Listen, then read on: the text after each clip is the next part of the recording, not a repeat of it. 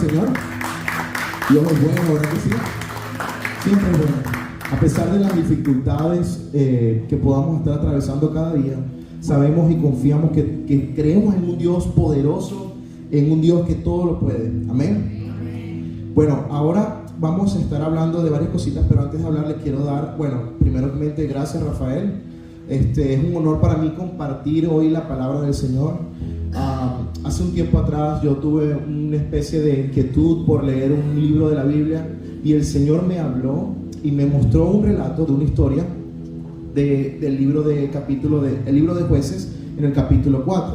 Y realmente esto me llamó muchísimo la atención, me estuvo en mi mente dando vueltas y yo, bueno Señor, ¿qué quieres tú hablar con esto? Y recordé una predicación de hace un tiempo atrás cuando yo era muy chiquito sobre este tema y volví a leer las escrituras y volví a leer, y ahí fue cuando el Señor me habló y me mostró lo que podía compartir hoy. No sabía cuándo lo iba a compartir. Yo pensé que iba a ser un grupo de vida y tenía ese mensaje guardado ahí en un papelito. Y yo dije, bueno, cuando venga el momento, pues ese es. Y pues, fíjense, gloria a Dios, no me lo esperaba. Esperaba realmente quizás compartir un grupo de vida, pero Dios es bueno y ahora me permite estar aquí. Gracias a Rafael también por la oportunidad y vamos a orar. Vamos a poner el servicio y la lectura de la palabra en manos del Señor.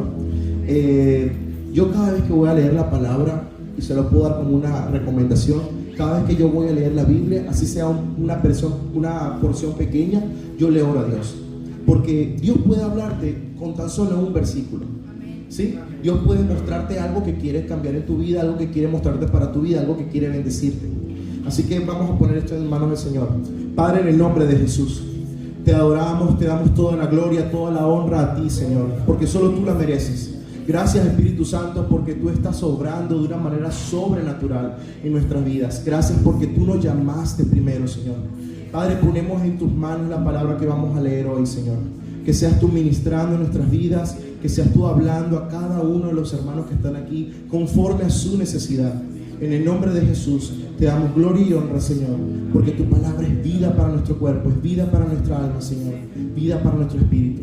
En el nombre de Jesús, amén. Bueno, ¿y qué tal el nombre? Seguramente Miguel, mi hermano, él es muy echador de broma. Y cuando vio el nombre ayer en que le tenía la diapositiva, dijo, hermano, ese es el nombre que le vas a dar a la prédica. Y yo le dije, sí, hermano, ese es el nombre. No puede ser. Y yo, sí, qué nombre tan raro, me dijo. Y yo, bueno, eso es un nombre, le dije yo, que va básicamente enlazado con el final de la historia, ¿sí? Pero por ahora, guárdenlo en su mente porque lo vamos a usar más adelante. Otra razón por la cual decidí poner este nombre es porque yo sé que cuando uno nombra algo extraño, a ti se te queda en la cabeza. Y yo dije, bueno, seguramente mis hermanos se van a llevar esto en sus corazones y en sus mentes. Así que vamos a estar hablando, como ya les mencioné, de un libro de la Biblia del Antiguo Testamento que se llama el Libro de Jueces. El Libro de Jueces, miren, hay tantas historias que relatar en la Biblia, hay tantas cosas que han sucedido en la historia de la humanidad que vuelven y vuelven y vuelven a repetirse, ¿sí? El Libro de Jueces no es una excepción. Muchas de las cosas que vivió el pueblo de Israel se volvieron a repetir, y se volvieron a repetir, y se volvieron a repetir. ¿Y saben qué? Hasta el sol de hoy, en nuestras vidas también se repite el mismo ciclo. Y ya vamos a estar viendo qué va a estar ocurriendo. En una definición, antes de esta definición del juez, quiero dar un breve resumen. El Libro de Jueces es un libro del Antiguo Testamento que relata la historia del pueblo de Israel. Es un periodo aproximadamente 1000 años antes de Cristo. Todo lo que ocurrió en este libro ocurrió aproximadamente 1000 años antes de que Cristo viniera a la tierra. Aproximadamente se dice que fue Samuel el que escribió este libro. Y les quiero dar un preámbulo con la definición de qué significa ser un juez o qué rol ocupaba un juez. Porque la verdad es que cuando usted escucha la palabra juez, ¿qué es lo primero que se le viene a la mente? A ver, sentencia. Caso cerrado. Sentencia. Dígalo, caso cerrado. Se le viene la juez Judy seguramente a la mente. Se le viene una persona con una cosa blanca que no sé cómo se llama, pero se colocan algo en la cabeza y juzgan a la gente y de acuerdo a lo que usted ya ha cometido puede ser culpable o inocente. Pero estos jueces no hacían eso. Estos jueces realmente eran un líder militar. Dice la Biblia, ¿verdad?, que hubo muchísimos jueces a lo largo de la historia. Y un juez era un líder militar y espiritual que Dios levantaba para libertar a su pueblo y guiarlos nuevamente en obediencia hacia Él. Como ya les mencioné, el pueblo de Dios era un pueblo que se equivocaba muchas veces y volvían otra vez a cometer los errores una y otra vez. Así que el Señor levantaba un nuevo libertador. Vamos a pasar a hablar un contexto rapidito, porque antes de dar la historia, yo quiero que usted más o menos esté ubicado en qué plano del cronológico de la Biblia vamos a estar hablando el día de hoy. Así que vamos a empezar básicamente a relatar rápidamente los planos. Y empezamos con ya Moisés.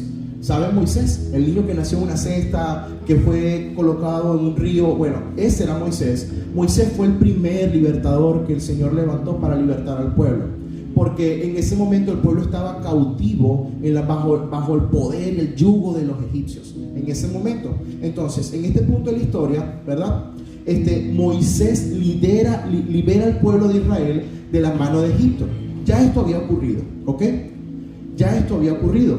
También Moisés ya había guiado al pueblo de Israel por el desierto durante 40 años antes de llegar a la tierra prometida. Ya Moisés lo liberó de Egipto. El pueblo de Dios salió de Egipto, cruzó el río, que fue cuando el mar se abrió, ¿ok? Cruzó el río y llegó al desierto. Empezó a vagar por el desierto el pueblo de Israel, y estando en el desierto, toda esa generación murió, y murió también Moisés. Y Josué se levanta y le sucede en el liderazgo. Después que Josué sucede en el liderazgo, ¿verdad?, Caleb y él, que eran los dos espías que habían enviado a unas tierras a explorar la tierra prometida, Caleb y Josué fueron los que el Señor utilizó para empezar a libertar a todos los pueblos de Israel del yugo de Canaán. Canaán, también conocida como los cananeos. Los cananeos eran las personas que estaban adueñadas de esas tierras. Y los cananeos, ellos no querían ceder el control y obviamente luchaban contra el pueblo de Israel. Pero Josué se levantó y los libertó de esa situación. Y ya todo esto había sucedido. Cuando Josué muere y también muere toda su generación, el pueblo queda sin líder y se mezcla. Aquí la palabra clave es se mezcla. Esta palabra es lo que nos da a nosotros el entendimiento de cómo ocurría el libro de Jueces. Así que vamos a estar leyendo un versículo que nos va a dar ya el panorama definitivo de en qué momento estaban todos ellos ubicados. En Jueces capítulo 3, versículos 7 al 8, leemos de la siguiente manera. Dice la palabra de Dios: los israelitas hicieron lo malo a los ojos del Señor y se olvidaron del Señor su Dios, y le sirvieron a las imágenes de Baal y a los postes dedicados a la diosa Acera. ¿Se acuerdan que les dije que se mezclaron? Pues como pasó una generación, esa generación fue olvidando que conocían a un Dios y empezaron a adoptar costumbres y formas de otros dioses que ellos no conocían, pero eran los dioses que los cananeos adoraban. Estos eran los dioses de Baal, Acera, Moloch y otras sinfín de dioses. Ellos tenían un dios para cada cosa.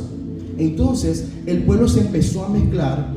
Y dice la palabra que entonces el Señor ardió de enojo contra Israel y lo entregó en manos de Cusán-Risataim, el rey de Aram-Naharaim. Y los israelitas sirvieron a Cusán-Risataim durante 8 años. Pero cuando el pueblo de Israel clamó al Señor por ayuda, el Señor levantó ¿a qué? ¿Qué dice ahí? A un libertador para salvarlos. Se llamaba Otoniel, hijo de Cenaz, un hermano menor de Caleb. ¿Se acuerdan que les mencioné que Josué y Caleb peleaban juntos?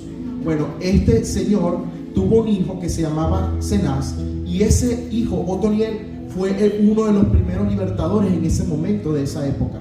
Entonces dice la palabra, y me gusta subrayarlo en mayúscula: el Espíritu del Señor vino sobre él. ¿Sobre quién? Sobre Otoniel. Y comenzó a ser juez en Israel.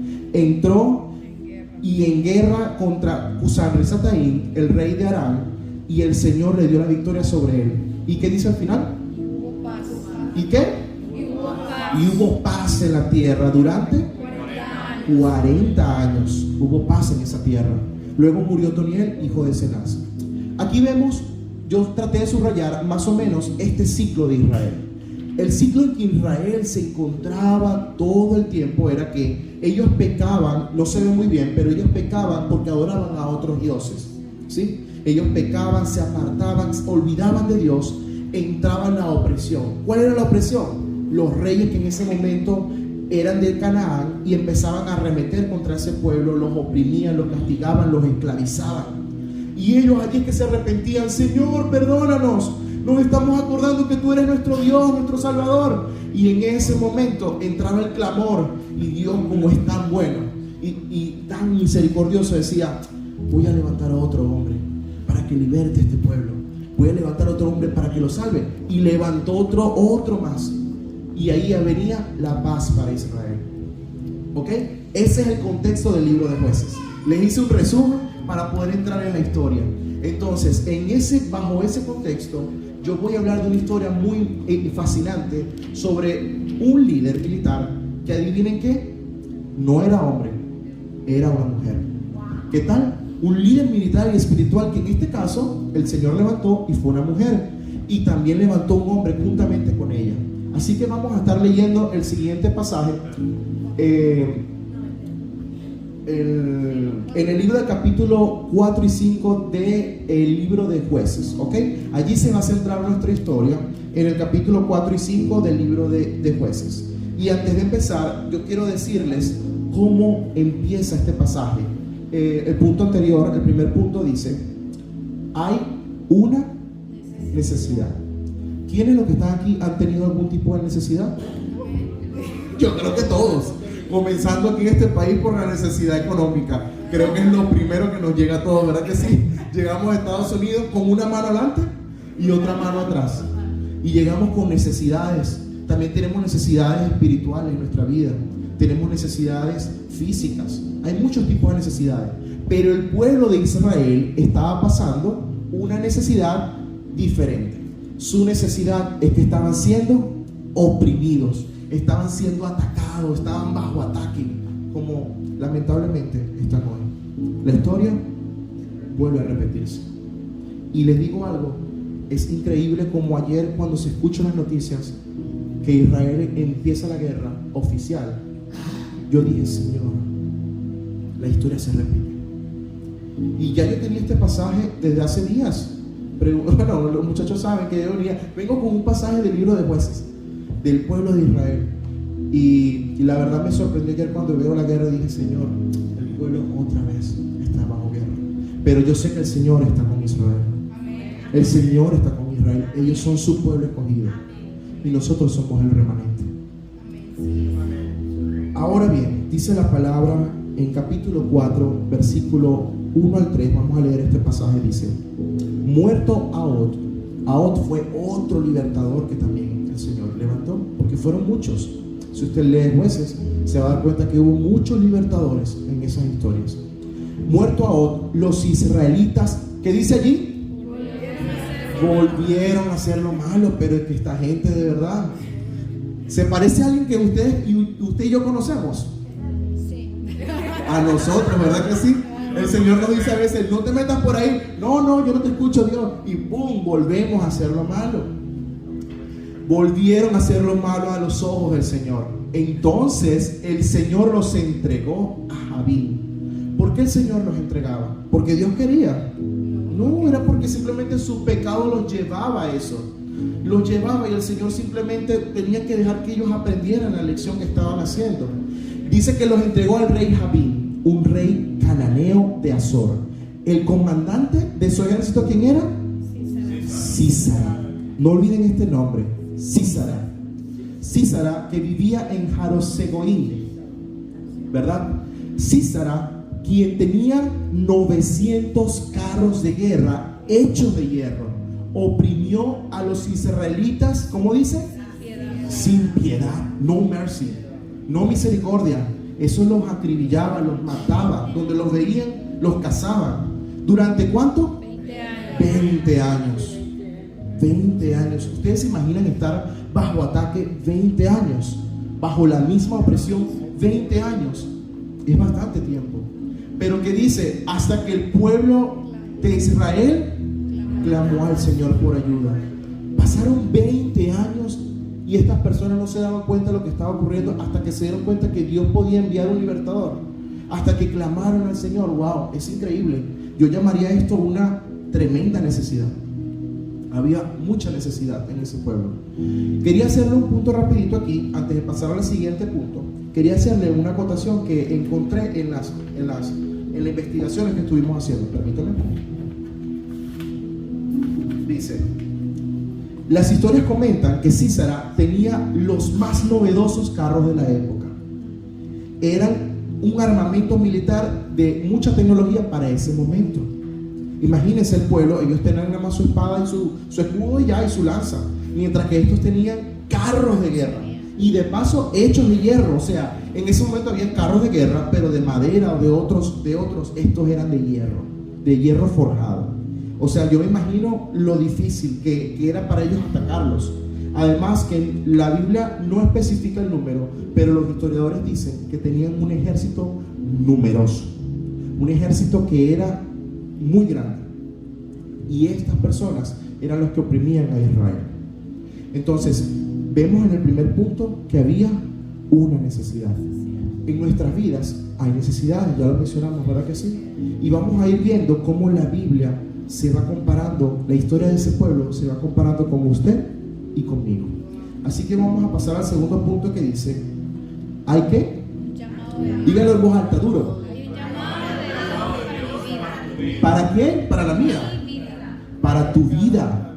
Hay un llamado de Dios para tu vida. En este momento y en esta época de la historia que estamos leyendo, Dios llamó a un libertador, o en este caso, una libertadora. Y dice la palabra en el capítulo, creo que quedamos en el 3, ahora vamos al 4. Dice el capítulo 4 de la siguiente manera: Débora, la esposa de Lápido, era una profetisa que en ese tiempo juzgaba a Israel. Solía sentarse bajo la palmera de Débora entre Ramá y Betel. Eso eran dos ciudades en la zona montañosa de Efraín. Efraín era una de las tierras de ellos, de los israelitas, de las tribus, correcto. Y los israelitas acudían a ella para que los juzgaran. O sea, ellos iban ante Débora a pedir consejo, a pedir guía. Ya les dije que era un líder militar y espiritual, ¿verdad que sí? Entonces ellos acudían a ella. Entonces dice la palabra en el capítulo 6: un día Débora mandó a buscar a Barak, hijo de Abinoam, quien vivía en Cedes, en el territorio de Neftalí, y le dijo, ¿qué le dijo? El Señor Dios de Israel te ordena: reúne en el monte de Tabor a 10,000 guerreros de las tribus de Neftalí y de Zabulón. O sea, miren el panorama. Esta mujer era una mujer de Dios, dice que era profetisa, o sea, ella estaba metida en la presencia de Dios. Y esta mujer recibió un mensaje de parte de Dios y mandó a llamar a este hombre. Y este hombre vino a ella y le dijo estas palabras. Muchas veces en nuestra vida, Dios, cada vez que hay una oportunidad, que hay una necesidad, Dios te llama, Dios te llama, Dios te llama. Y a veces nosotros, en nuestra terquedad, en nuestra confusión, en nuestra distracción, no escuchamos la voz de Dios. Simplemente la ignoramos. Dios está allá arriba. Yo estoy aquí en la tierra, tengo que trabajar, tengo que pagar biles, tengo que echarle para adelante, tengo que hacer lo que yo puedo. Y Dios hablando en nuestra vida y nosotros no le escuchamos. A veces también pasa que sí le escuchamos, pero dudamos, ¿realmente será la voz de Dios? ¿Realmente será Dios que me está llamando? ¿Cómo sé yo que Dios me está llamando? Pues Barak le pasó algo similar a esto. Veamos el siguiente capítulo.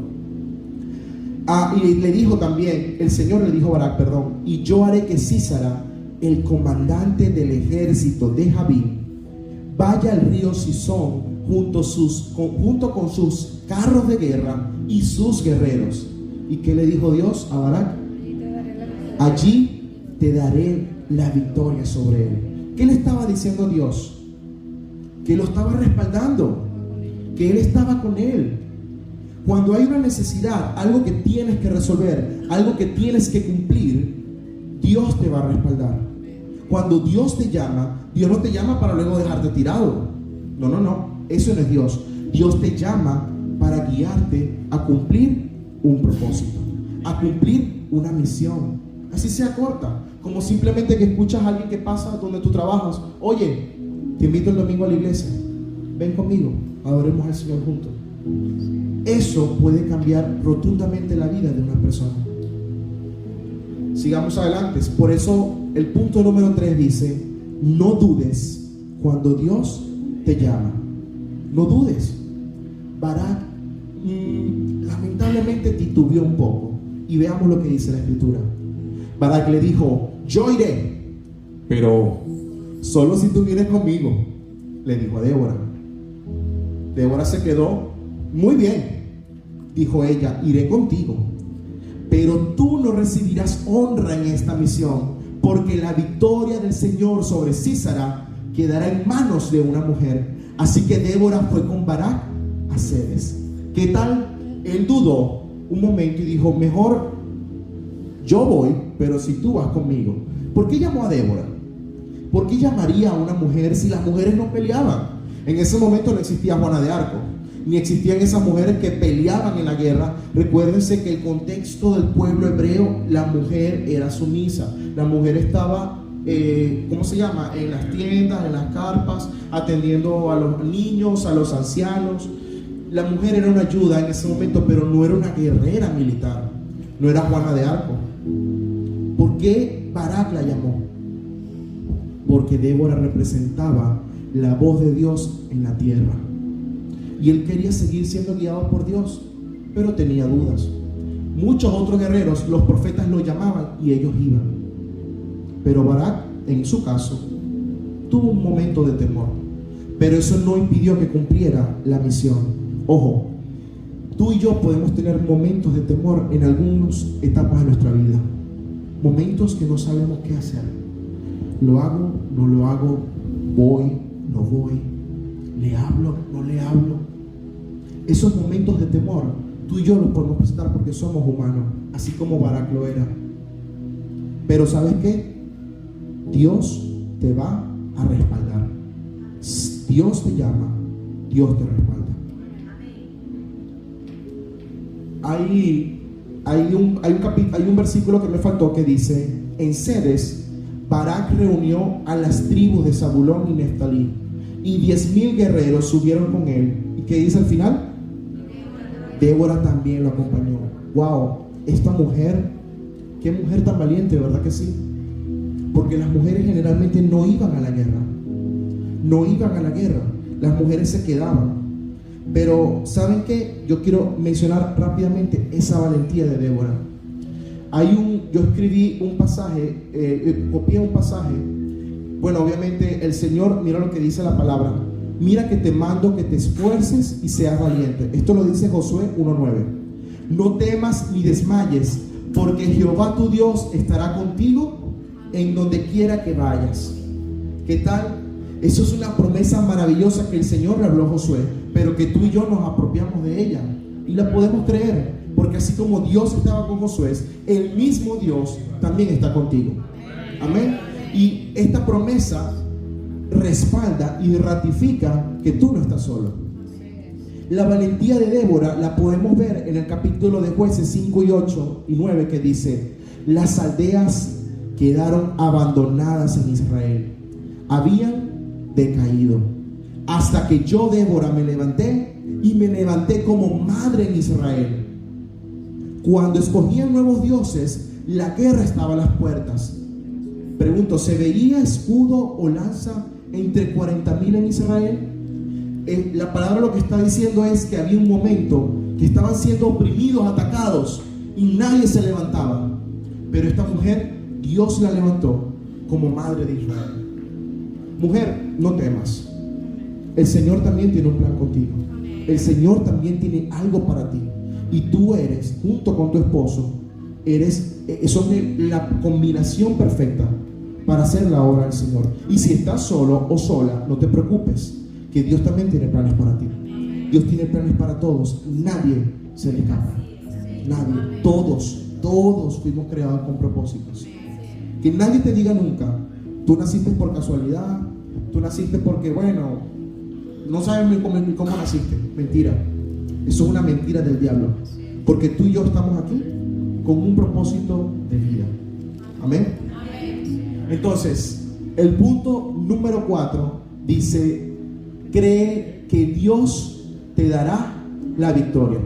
A veces en nuestra vida cotidiana, cuando ya sabemos que Dios nos llama, cuando ya sabemos que hay una necesidad que hacer, cuando ya sabemos que está Dios allí, viene la duda. ¿Y qué hacemos? No creemos. No creemos. Pero ¿saben qué?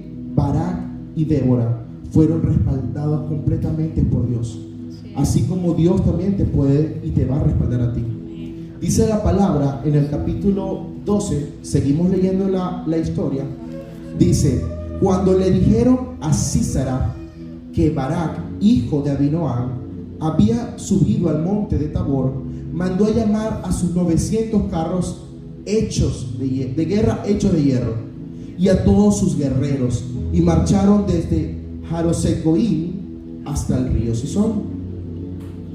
Entonces Débora le dijo a Barak: prepárate, le dijo, hoy es el día en que el Señor te dará la victoria sobre Sísora. ¿Ya no se lo había dicho al Señor a Barak? ¿Se lo había dicho o no se lo había dicho? Le dijo: allí te daré la victoria. Pero ¿qué está haciendo el Señor? Reafirmando, reacordándonos, trayendo a tu memoria otra vez que lo que Él te prometió, Él lo va a cumplir. En su tiempo lo va a cumplir y en su voluntad. Pero Él lo va a cumplir, porque Dios no miente. Dios no miente. Entonces dice: porque el Señor marcha delante de ti. Qué bonito es Dios.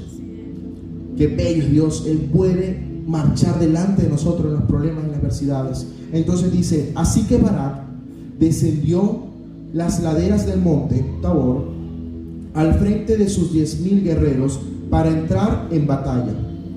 Cuando Barak atacó, ¿qué dice la palabra? El Señor llenó de pánico a Sísara y a todos sus guerreros, a todos sus carros de guerra y a todos sus guerreros. Sísara saltó de su carro de guerra y escapó a pie. Miren esta parte importante de la historia. Dice la palabra que el Señor llenó de pánico. Vamos a saltar un momento a la diapositiva que viene y luego seguimos contando la historia. Hay 2 versículos que nos dicen exactamente qué sucedió. La siguiente lámina nos va a demostrar esos versículos.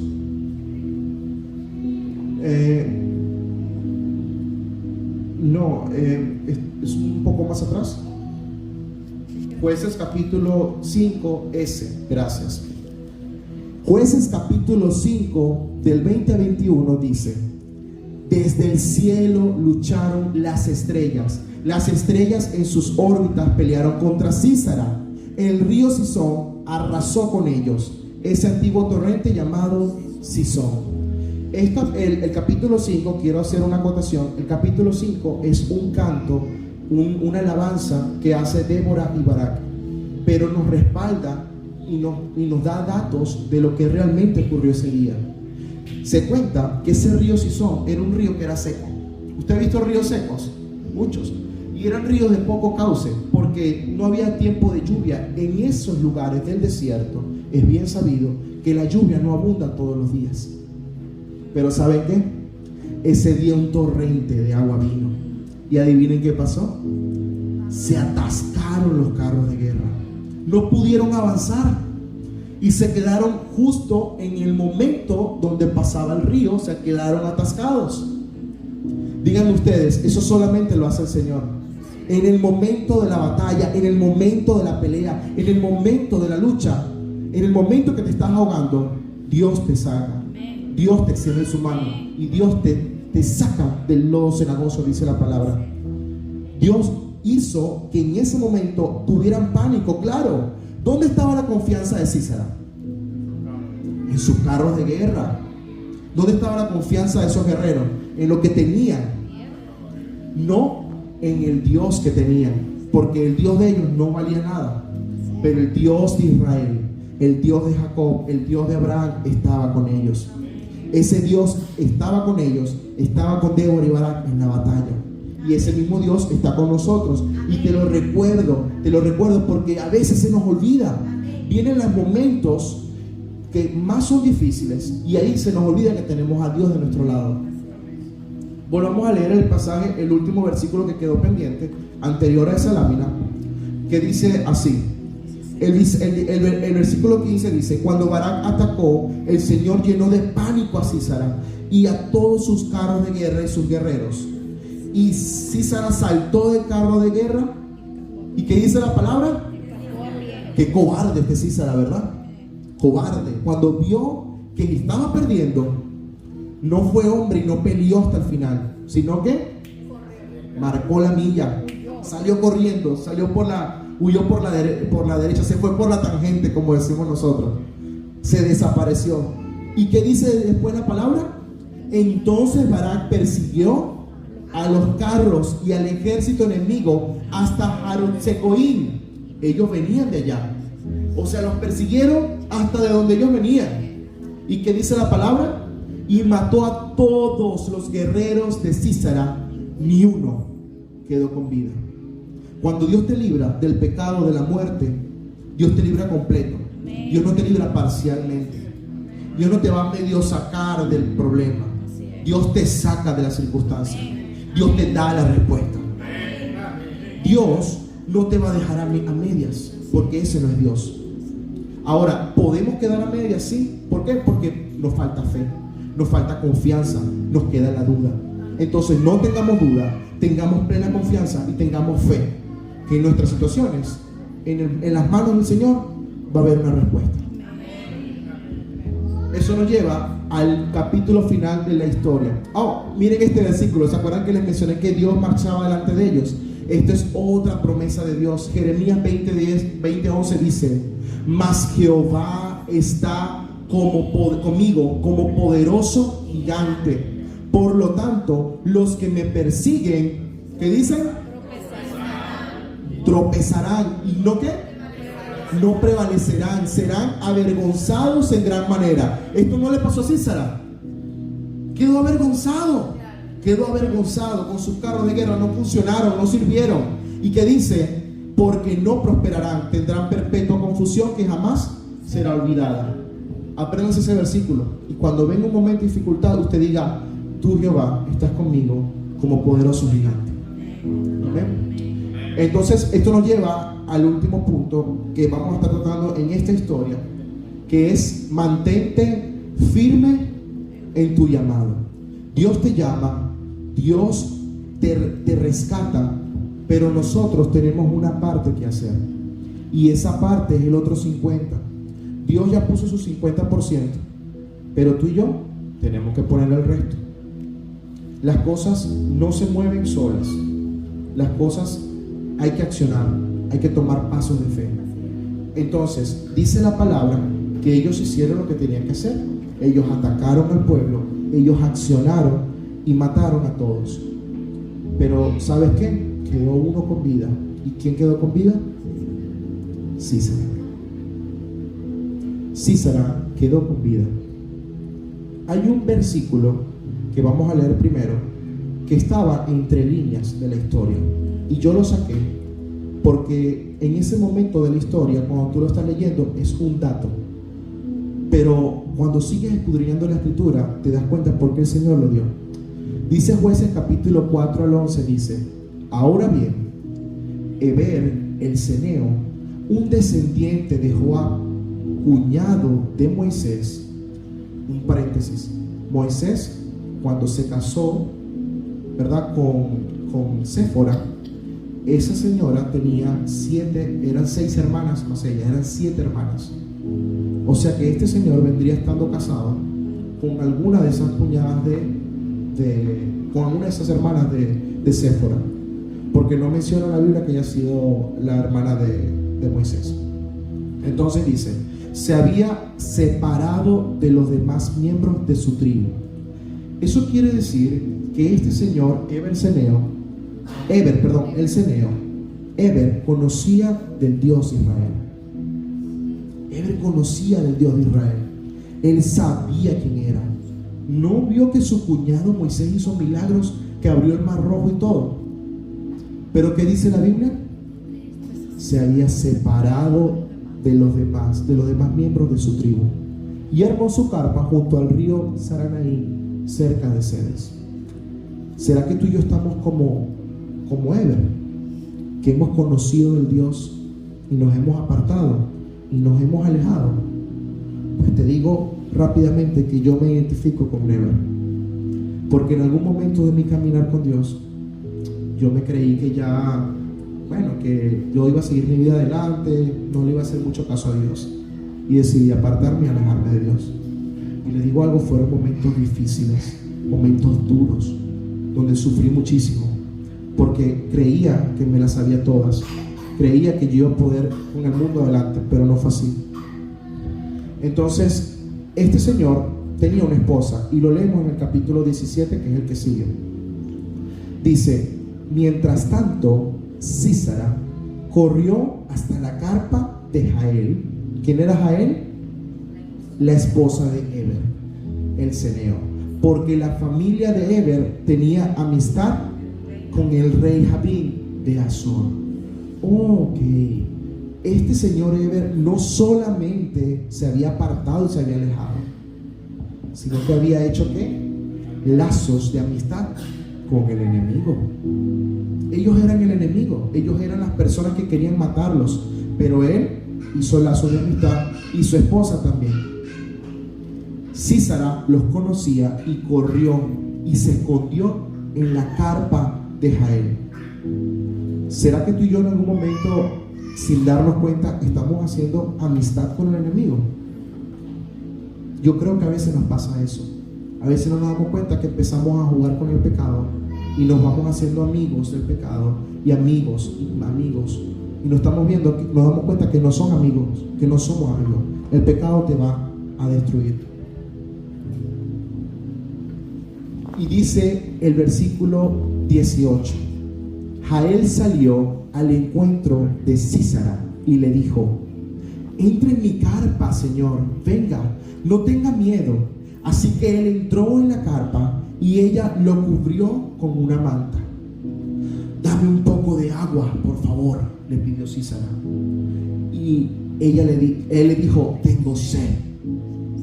Pero la mujer no le dio agua, le dio leche. Así que ella le dio leche de una bolsa de cuero y volvió a cubrirlo. ¿Saben que la leche tiene un efecto somnoliento en nosotros? Cuando hay niños que no quieren dormir, le dan un vasito con leche o le dan un teterito, y eso enseguida los pone a dormir. Esta mujer le dio leche y no agua, como él le pidió. Sigamos leyendo. Prepárate en la puerta de la carpa, le dijo Sísara a ella.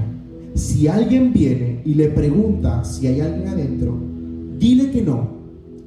Pero cuando Sísara se durmió por tanto agotamiento, Jael se le acercó en silencio con un martillo y una estaca en la mano. Entonces le clavó la estaca en la sien hasta que quedó clavada en el suelo, y así murió. Wow, qué final tan impresionante y extraño, ¿verdad? Una mujer que era amiga de ellos, pero ella era esposa de Eber, y Eber y ella en algún momento habían escuchado del Dios de Israel, del Dios vivo, solo que se habían apartado. Y saben que Dios movió el corazón de esta mujer y la llamó. Y dice la palabra que ella se le acercó en silencio con un martillo y una estaca en la mano y se lo clavó y lo mató. El famoso Sísara, el opresor, el que había acabado con muchas personas y que oprimía al pueblo por 20 años, ¿en manos de quién murió? De una mujer. Se cumplió la profecía. Débora se lo había dicho: hoy será entregado el Sísara en manos de una mujer. Dios no miente. Cuando Dios habla, Dios respalda. Sigamos leyendo. Cuando Barak llegó en búsqueda de Sísera, Jael salió a su encuentro y le dijo: ven, te mostraré al hombre que buscas. Entonces él entró a la carpa tras ella y allí encontró a Sísera muerto, tendido en el suelo, con la estaca atravesada en la sien. Por lo tanto, ese día vio Dios derrotar a Jabín, el rey cananeo, y a partir de entonces Israel se hizo cada vez más fuerte contra el rey Jabín hasta que finalmente lo destruyó. Yo quiero decir algo acá rápidamente. El Señor me ministraba que a veces nosotros le damos cabida al pecado y hacemos amistad con el pecado, y no nos estamos dando cuenta que el pecado nos separa de Dios y nos separa del propósito de Dios para nuestras vidas.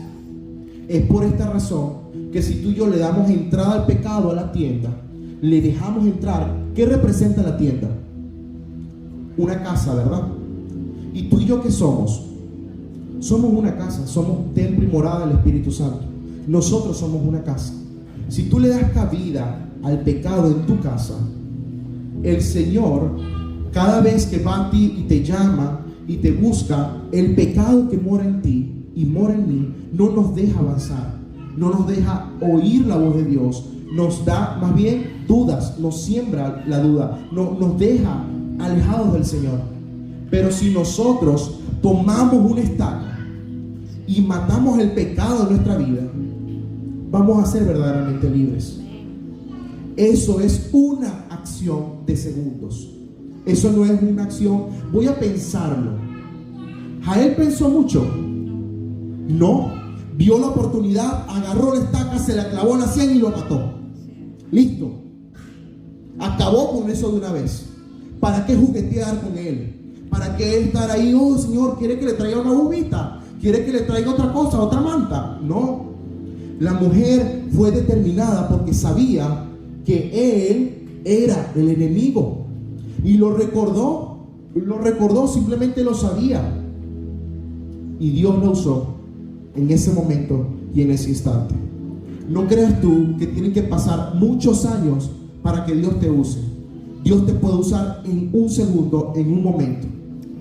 Esta mujer marcó un antes y un después de la historia de ese pueblo en ese momento. Y la Biblia dice en el capítulo 5 que hicieron cantos a ella. También en ese momento dijeron: Jael, eres una mujer bendecida, dijo Débora. El Señor lo usó. Y sigamos leyendo una pregunta. Al último capítulo, como termina el capítulo 5, dice: después hubo paz en la tierra durante 40 años. ¿Se acuerdan cuántos años estuvieron oprimidos? 20. Pues el Señor lo restituyó y aún más le dio, más años de paz. El Señor en todos sus pueblos, durante toda esa guerra, les daba años de paz cada vez que ellos derrotaban a sus opresores. Pero lamentablemente el pueblo fue duro de servicio. El pueblo fue muy duro y volvían a hacer lo malo delante de los ojos del Señor. Ellos volvían otra vez a pecar. Pero la enseñanza que yo te quiero mostrar hoy es la siguiente. Yo te quiero preguntar a ti: ¿cuál es tu Sísera? ¿Cuál es tu Sísera? ¿Qué es lo que está haciendo que seas oprimido? ¿Qué es lo que te ha estado oprimiendo por tantos años? ¿O qué es lo que te oprime el día de hoy?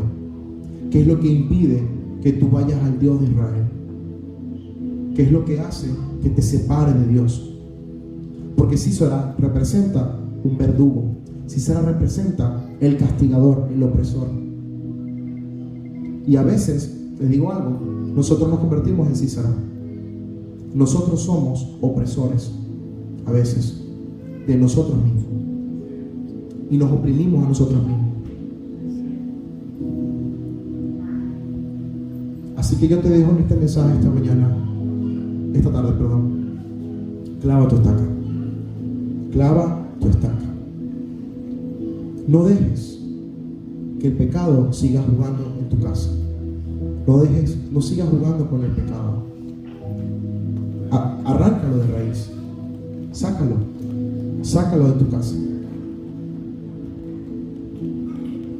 Dios quiere transformar tu vida, pero para transformar tu vida hay procesos. Los procesos son dolorosos, los procesos son difíciles, pero sabes que al final del proceso tú vas a dar el mejor jugo, así como una vez me dijo Gabriel sobre el olivo, tal cual. Al final de tu proceso, al final de esta situación que estás viviendo, atravesando, tú vas a dar el mejor resultado, pero necesitamos ser procesados para poder dar el mejor fruto. Pero también en el proceso hay que erradicar el pecado, porque mientras sigas viviendo con el pecado, haciendo el pecado, no va a haber cambios, no va a haber transformación. Dios va a seguir hablando en tu vida y hablando, y no vas a escuchar, no vas a creer nada. Yo quiero que usted se levante donde usted está. Vamos a cerrar nuestros ojos. Vamos a darle gracias a Dios por su palabra.